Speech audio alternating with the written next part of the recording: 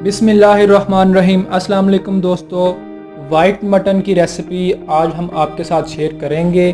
White mutton बनाने के लिए हमें सबसे पहले चाहिए 1.5 किलो मटन का गोश्त। उसमें हम पानी डालकर बॉयल होने के लिए रख देंगे।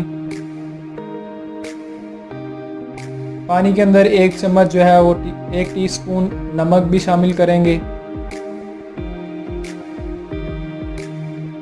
मटन हमने बॉयल होने के लिए रख दिया है और ये मटन तकरीबन हमारा बॉयल हो चुका है। अब एक छोटी पतीली के अंदर थोड़ा सा घी डालकर उसमें हमने अदरक का पेस्ट भूनने के लिए शामिल किया है। काली मिर्च पाउडर हमने इसमें शामिल किया है।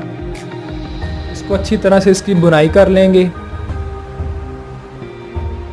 और इसमें हमने दही शामिल किया है। दही के साथ वाइट मटन जो है वो बिल्कुल सही मुकम्मल डिश कंप्लीट होती है। थोड़ा सा नमक हम इसमें शामिल करेंगे। वाइट मटन में दही की बहुत अहमियत है। दही के बगैर वाइट मटन नहीं बन सकता।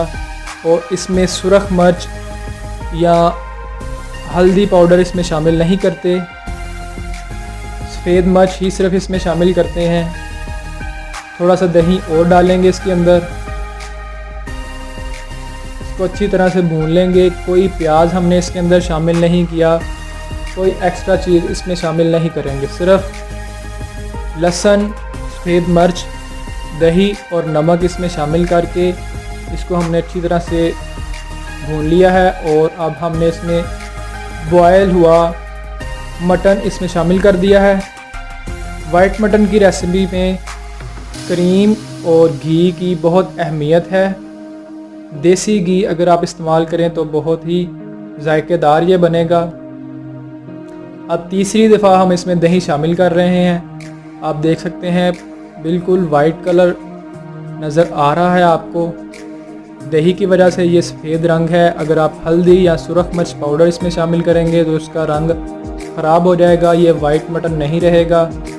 इसको ढाँपकर 10 मिनट के लिए पकाएंगे और इसके अंदर का जो पानी है वो खुश्क होने का इंतज़ार करेंगे।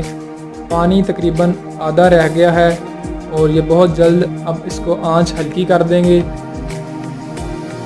बहुत जल्द पक गया है तकरीबन हमारा ये वाइट मटन बिल्कुल तैयार है।